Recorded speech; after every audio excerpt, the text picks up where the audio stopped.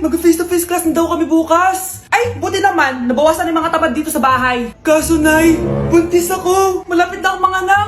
Ha? Alam ba naman yan, anak? Buntis ka pala, di ko alam. Anong gagawin ko, Nay? Kaka-cellphone mo yan eh. O sige, kakusapin ko teacher mo. A few moments later. Pasok po kayo.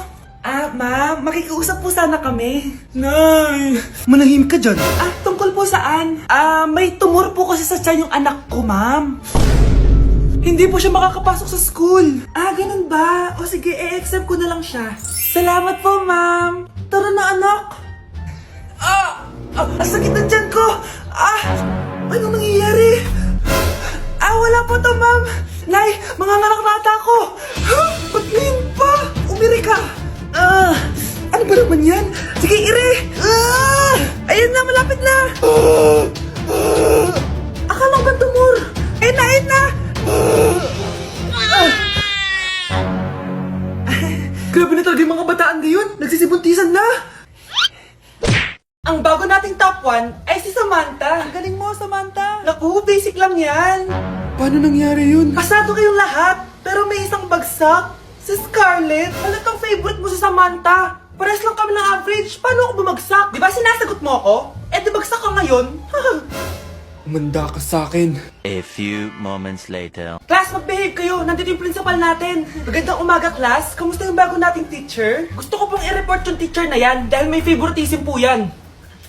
Favoritism? Sinungaling ka, Scarlett! Mabait sa amin si ma'am! Opo, ma'am! Mabait po ako sa kanila! Pantay-pantay lang po yung tingin ko sa kanila! Huwag mo na pagtakpan nanay mo, Samantha! Hala, OMG, magnanay sila. Ma'am principal, pagpasensyahan niyo na siya. Baka di niya alam yung sinasabi niya. Meron ako ebidensya dito na nagpapatunay na binigyan ng sagot ni ma'am si Samantha. At tinawag ng nanay si ma'am. Bawal to sa school natin Kayong dalawa, mag-usap tayo sa principal's office. Ma'am, magpapaliwanag po ako. Ang bago nating top 1 ay si Scarlett. Yes, Scarlett, deserve mo yan. Marami pong salamat, ma'am principal. Alam mo, buti na lang hindi mo na teacher yung nanay mo. Anong sabi mo? Hindi mo ba alam na magkapatid kayo ni Samantha? Iisa lang kayo ng nanay. Ma'am, parang wala po ata sa lesson natin yung number 5. Ay, wala ba? O sige, bonus na lang yan. Thank you, ma'am. Ma'am, wala po ata sa lesson natin yung number 5. Anong gagawin ko? Puro ka kasi daldalan, kaya di mo alam. No, favoritism si ma'am. May sinasabi ka? Ay, wala po.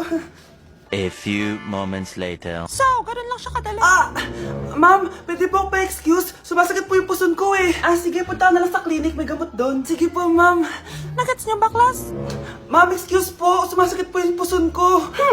Ang arte mo naman. Konting sakit lang. Excuse agad. Kapag di maganda, wag na mag-inarte. Kala mo naman ang ganda ni ma'am. Hello po, ma'am. Sorry po, absent ako kahapon. Nagkalagnat po kasi ako eh. Ganun ba? Sige, excuse na lang kita. Sige po, ma'am. Thank you po. Ma'am, excuse po. Nilagnat po kasi ako kahapon kaya di po ako nakapasok. Naku, tigilan mo ako Walang isang araw na lagnat. Ang sabihin mo, tamad kang pumasok. Ikaw nga, palagi ka nga di pumapasok eh. Anong sabi mo? Totoo naman, ma'am. May favoritism ka. Susumbong kita sa principal. Maniniwala ba ang principal sa'yo? Wala ka namang ebidensya.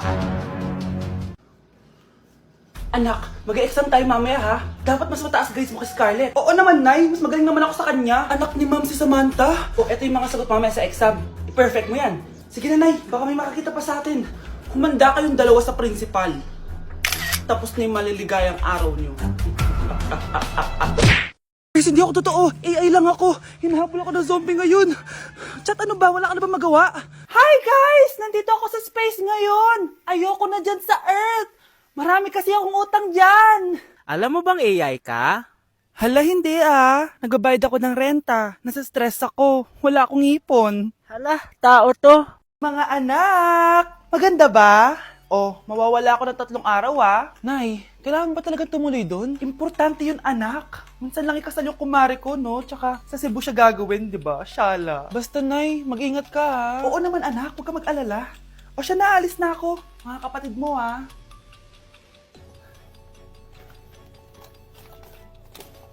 Saan yung wallet ko? Ay, kuya! Balik tayo sa bahay. Nakalimutan ko yung wallet ko. Ano ba yan? Maliliit na ako. Saan na ba yan? Ano ba yan? Oras na. Mabuhay, ma'am. Welcome to Air Philippines. How can I help you? Ay. Miss. Dito po ba yung flight VD415? Yes po, ma'am. Check ko lang po.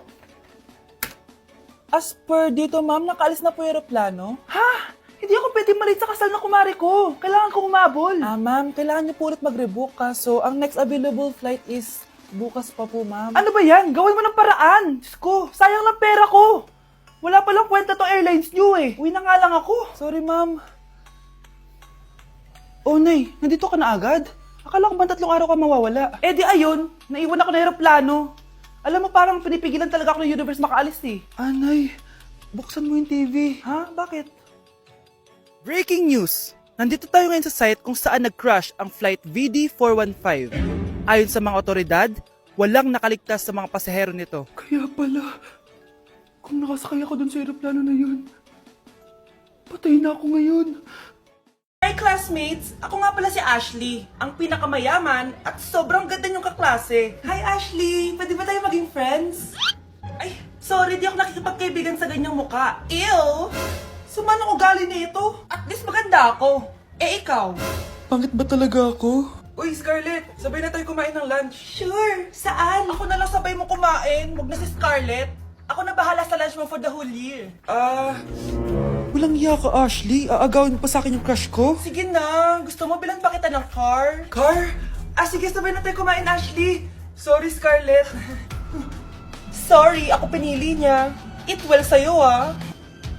Bes, payag ka ba nun? Inagawan ka ni Ashley? Ano bang magagawa ko, Bes? Kailangan ko maging blooming. Hay naku, madali lang yung sagot dyan. Try mo tong Garnier Vitamin C Serum. Baka ito rin the right one for you at hindi yung crush mo. Tama ka dyan, Bes.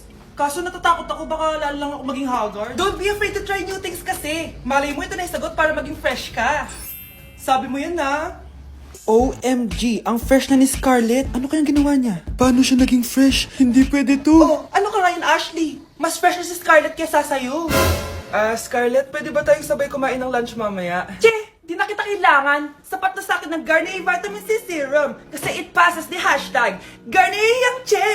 Humanda ka na, Ashley. This is the beginning of my revenge. For our last question, ano ang full name ko? Wala naman yun sa lesson ah. Siyempre, dapat alam niyo yung pangalan ko. Dami namang alam nito. Di ko maalala full name niya. Perfect na sana ako eh. Kapag di niyo nasagutan yan, minus 10 kayo sa akin. Aba ma'am, paano namin malalaman yung full name mo? Eh di ka naman nagpakilala sa amin. Ano ka, sikat? Artista? Ang lakas mo mag-minus kapag di nasagutan yung full name mo? Sige nga, ano full name ko? Kapag di mo nasagutan, ma-minus ko yung sweldo mo. Tsaka magagamit ba namin yan kapag nagtrabaho na kami? Di naman, diba? Pakinamin sa full name mo. Ay, alis lang ako sige anak. Iniwan niya phone niya. Ano kayang pinag-uusapan nila dito? Mga walang iya kayo. Humanda kayo sa akin. A few moments later. Bakit niyo po kami pinatawag, Nay? Kung hindi ko makikita yung phone ni Kyle, hindi ko malalaman pinagsasabi niyo sa akin. Lagot tayo ate. Kung san-san mo kasi nilalagay phone mo, Kyle? Nakalimutan ko eh. Mag-umpisa tayo sa'yo, Kyle. Anay, puro na lang itlog at hotdog niluluto ni nanay. Mas masarap pa magluto yung kapitbahay natin. Sige, next time, ipagluluto kita ng sinigang na hotdog. O ikaw, Brianna.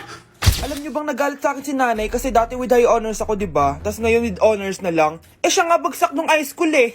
Oo, bagsak ako. Pero top 1 ako ng kinder. Kevin? Wala akong sinasabi ha. Grabe talaga si nanay. Umaga pa lang galit na siya. Tapos utos pa siya ng utos. Bawal ba magpahinga sa bahay na to? Grabe. Wow, wala ka palang sinasabi At ikaw, Scarlett? Yes, nay. Mga be, alam niyo bang galit na galit sa akin si nanay dahil daw nag-boyfriend ako na maaga? Siya nga maagang nabuntis eh. Di naman ako naggalit sa kanya. May problema ka ba sa maagang nabuntis? Wala akong problema, Nay. Idol nga kita eh. Ha? Anong idol? Buntis din ako. Anak, kailan mo ako papakilala sa girlfriend mo? Nay, wag po kayo magagalit. Girlfriend ko po kasi yung anak ng kapitbahay natin. Yung mayaman na kapitbahay natin? Opo, Nay. I like your taste, ha? Nasaan na siya? Nandito po siya, Nay. Papakilala na kita. Babe, halika. Hello. Ikaw pala yung girlfriend ng anak ko. Anong pangalan mo? Ako si Kendall, ang pinakamayaman at pinakamaganda dito sa barangay nyo. I like your confidence. By the way, kumain ka na ba, Iha? Hindi pa. May masarap ba kayong pagkain dito? Oo naman, masarap ako magluto. Tara, kain na tayo. Ito, kain na tayo. Sarap. Yuck! Disgusting! Ang pangit na lasa! Lasang... Grabe ka naman. Nagsisisi akong pumunta pa ako dito. Babe, magpapaliwanag ako please! Ang papangit nyo. Tita! Bastos ka ha! Ikaw na nga binibigyan ng pagkain! Nag-iinarte ka pa! Tita, tita po. Sorry na po, tita. Nay! Lumayas ka dito! Hindi ka na magkakajowa! Bakit naman po, Nay? Tumingin ka nga sa salamin! Ang pangit mo! Grabe naman po kayo, Nay! Hindi naman lahat ng tao bumabasa sa itsura! Okay! Tingnan ko na lang kung may magkakagusto sa'yo. A few moments later. Umamin na kaya ako sa crush ko. Tawagan ko nga. Hello, gusto ko lang sabihin na gusto kita.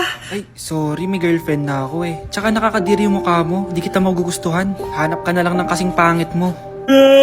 Sana naging maganda na lang ako. Tomorrow. Ang ganda ko na. Mag-post na ako ng picture. Sino to? Hello? Ang ganda mo na. Wala na kami ng girlfriend ko. Pwede ba tayo magkita? Seryoso ka ba? Maglaway ka. Hi, Nay! Di ba sabi niyo di po ako magkakajowa? May jowa na ako ngayon. Mayaman at pogi. Sorry anak sa mga sinabi ko sa'yo. Babe, halika. Hello po, tita. Nice to meet you. Christian? Nay? Magkakilala kayo, Nay? Anak, siya yung nawawala mo kapatid. Kapatid kita? Oo. Hi, sis. Ay, nakipag-break na po sa akin yung jowa ko. Disturb! Alam mo nang manloloko yung jowa mo, sige ka pa rin na sige. Ikalma mo yung ko ah. Nagmamahal lang naman po ako, Nay eh. Kung yayaman tayo sa pagmamahal mo, go! Magpakatanga ka. Grabe naman po kayo, Nay. A few moments later. Bakit ba kayo iniwan, Joshua? Joshua! Anak, di ba heartbroken ka? Meron akong binaling CD sa Quiapo. Pakinggan mo, anak, ha? Sige po, Nay. Bibitaw ng mahinahon ako